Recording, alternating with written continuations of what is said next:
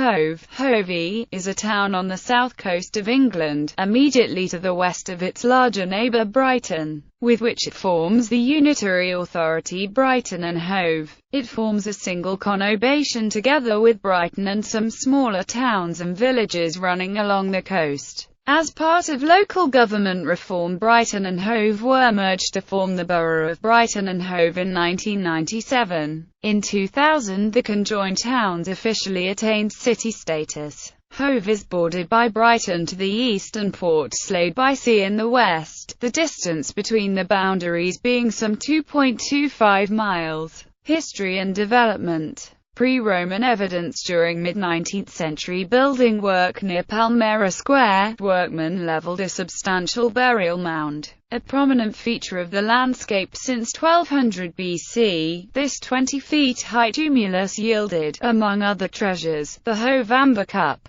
made of translucent red Baltic amber and approximately the same size as a regular china teacup. The artifact can be seen in the Hove Museum and Art Gallery. Domesday Book. There are entries for Brighton and Port Slade and small downland settlements like Hangleton, but nothing for the location of Hove itself. 2nd millennium AD. Hove is an ancient coastal settlement with St Andrew's Church being established in the 12th century. Hove remained insignificant for centuries, consisting of just a single street some 250 meters from the church, which by the 16th century was recorded as being in ruins. Hangleton Manor is a well-preserved 16th century flint manor building. It is believed to have been built c. 1540 for Richard Bellingham, twice High Sheriff of Sussex, whose initials are carved into a fireplace, and whose coat of arms adorns a period plaster ceiling. The manor is currently serving as a pub restaurant and is surrounded by the 20th century Hangleton housing estate.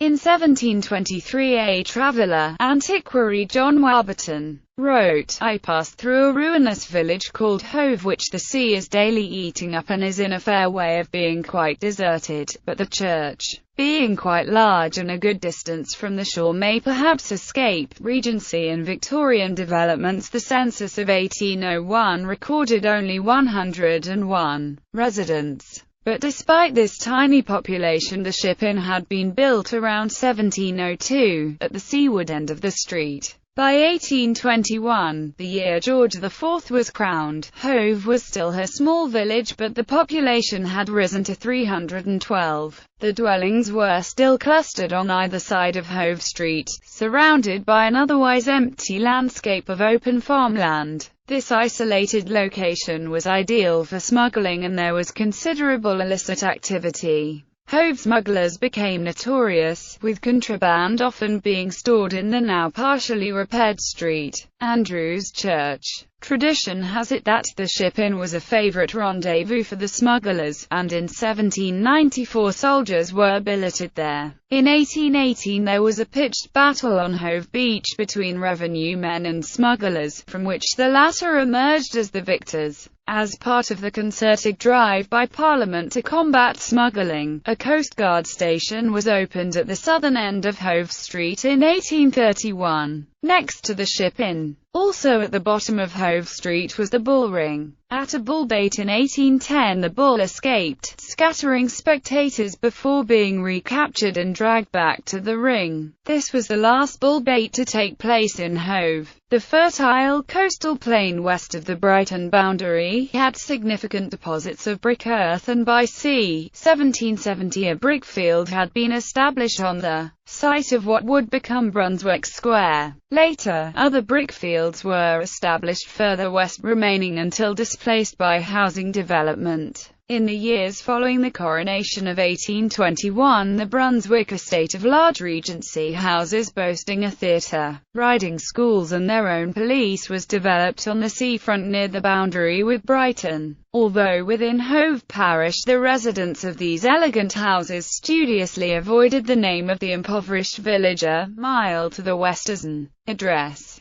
Straggling development along the coast loosely connected the estate to fashionable Brighton, so that name was used instead. Dating from 1822, the Brighton to Shoreham Turnpike crossed the north of Hove parish along the route of the present Old Shoreham Road. The Brighton General Gas Light Company was formed in 1825. Although production of coal gas was notorious for the smell it produced, the company acquired land in the fields between Hove Street and St. Andrew's Church, and in 1832 built a gasworks on a 2-acre site. The process required substantial tonnage of coal, delivered by horse-drawn cart on the unmade tracks in the vicinity, and removal of byproducts including coke, coal tar, sulfur and ammonia. This industrial site, with a tall chimney and 2 gasometers next to the churchyard, was a considerable intrusion on the populace of Hove, but not for still distant and rapidly growing Brighton, the main centre of consumption. By being situated in Hove, it had also avoided the duty of £1 per 8 tons levied on coal by the Brighton Town Act of 1773. A gasworks built east of Brighton in 1819, and therefore similarly exempt, was supplied by sailing brigs grounding at high tide. The crew tipping the coal down chutes into horse-drawn carts, then refloating on the next tide. This method would also have been used at Hove until the arrival of the railway in 1840. By 1861 the site had doubled in size, and there were now 5 gasometers, ranging in size from small to large. Due to spiralling demand, a large new works was opened in Shoreham Harbour at Portslade by Sea in 1871, and by 1885 all gas manufacture in Brighton and Hove had been transferred there. The Hove site, in a by now primarily residential area, was then used for storage only. By 1831 the development of the eastern end of the parish had increased the population to 1,360, but this brought few economic benefits to Hove village itself, with the historian Thomas Horsfield describing it in 1835 as a mean and insignificant assemblage of huts. St. Andrew's Church was reconstructed and enlarged to its present form in 1836, to the design of the architect George Basavy, and features prominently in the background of paintings of the period. The flat coastal plain had sporting uses too. From 1848 to 1871, England's oldest county club, Sussex County Cricket Club, used the Royal Brunswick Ground in Hove, situated roughly on the site of present-day 3rd and 4th Avenues. In 1872 the club moved to the present County Cricket Ground, Hove. 2 further large estates were developed between Hove Village and Brunswick, and both avoided using the name Hove. Cliftonville was designed, laid out and initially developed under Frederick Bannister from the late 1840s, and West Brighton Estate in the 1870s. West of Brunswick, the seafront of West Brighton Estate forms the end of a series of avenues, in numerical order beginning with First Avenue, mostly composed of fine Victorian villas built as another well-integrated housing scheme featuring mews for artisans and service buildings. Grand Avenue, the Drive, and the numbered avenues were developed through the 1870s and 1880s, with many of the buildings constructed by William Willett. Hove's wide boulevards contrast with the bustle of Brighton. Although many of the Grand Regency and Victorian mansions have been converted into flats, Marlborough Court was once the residence of the Duchess of Marlborough, aunt of Winston Churchill. The Irish nationalist leader and Home Rule MP, Charles Stewart Parnell, used to visit his lover, the already married Kitty O'Shea, at the house she rented in 1883 in Medina Villas, Hove. In the subsequent divorce action, the cook alleged that Captain O'Shea returned home unexpectedly and Parnell beat a hasty retreat by climbing over the balcony and down a rope ladder. The Hove Club, a private members' club located at 28 4th Avenue, was founded in 1882. Modern-era, much 1950s housing redevelopment in Hove took place on the outskirts of West Hove, Hangleton and the Knoll Estate. This was mostly in the form of terraced and semi-detached council housing. Hove seafront and beach. particularly the area starting on the west side of Brighton's West Pier up to the Hove Lagoon, have recently become fashionable after some years of decline during the 20th century.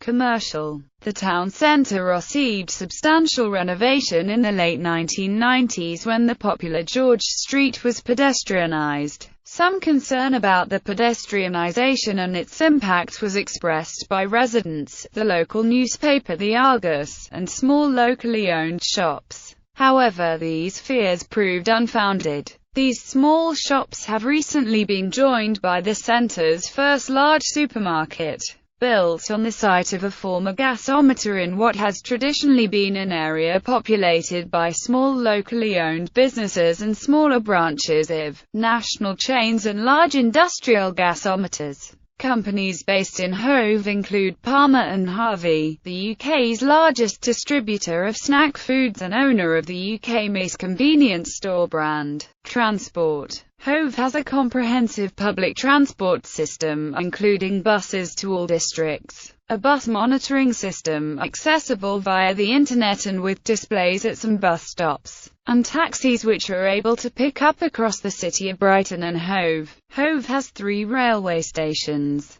Hove Railway Station has direct access to the Brighton Main Line to London via a loop, eliminating the need to go through Brighton. Hove is on the West Coast Way line, as are Aldrington and Portslade and West Hove stations. A halt-stop at Holland Road, between Hove and Brighton, was in operation from 1905 to 1956. Direct train journeys to London take just over an hour, and to Brighton, a few minutes. Branching off close to Aldrington was formerly a branch line to Devil's Dyke which closed in 1938. The route of the line may be followed along a path alongside West Hove Golf Club. The path leads all the way to Devil's Dyke, and railway sleepers once used under the tracks may be seen to either side of the path. Plus the remains of 2 of the stations still exist in places but are on private land. Hove Museum and Art Gallery. Hove Museum and Art Gallery houses a permanent collection of toys, contemporary crafts, fine art and local history artifacts, as well as holding temporary exhibitions of contemporary crafts. Education. Hove is home to a number of schools, and 3 major places of secondary education: Cardinal Newman Catholic School, Hove Park Secondary School and Language College, and Blatchington Mill Drama and Arts Secondary School. Brighton, Hove and Sussex Sixth Form College, formerly Brighton, Hove and Sussex Grammar School, is a dedicated place of further education, along with the Connaught Centre, Hove Park Sixth Form Centre and Blatchington Mill Sixth Form College. It has around 7 primary schools: West Blatchington Primary and Nursery School, St Andrews CE School, West Hove Junior School, Benfield Junior School, Goldstone Primary School, Hangleton Junior School, Cottesmore St Mary's Catholic School, Mile Oak Primary School, Summer Hill Junior School, as well as Aldrington CE School. Hove is a home for several schools for foreign students of the English language. Hove also has a primary school in the suburb of Hangleton, being West Blatchington Middle and Infant Schools. Sport and leisure. The home of Sussex County Cricket Club is at County Cricket Ground, Hove. It is used for county, national and international matches, music concerts, fireworks displays, and has found resurgent popularity with the introduction of 2020. Until 1997, Hove was home to the Brighton and Hove Albion FC's Goldstone Ground. In September 2007, planning permission was confirmed for the club's new ground, at Falmer, still within the city limits but on the Brighton side. The new stadium started development in late 2008, with the first game being played in August 2011. Brighton and Hove Hockey Club is a large hockey club and their home ground is based in Hove. There are a number of parks in Hove, including Hove Park and St Anne's Well Gardens. the King Alfred Centre, which is currently a leisure centre with swimming pool and a couple of gyms on the seafront. In March 2007, Brighton and Hove City Council gave planning permission for a £290 million development on the site. It has been designed by the renowned Canadian architect Frank Gehry, who also designed the Guggenheim in Bilbao. This project was scrapped in January 2009, where the developer pulled out.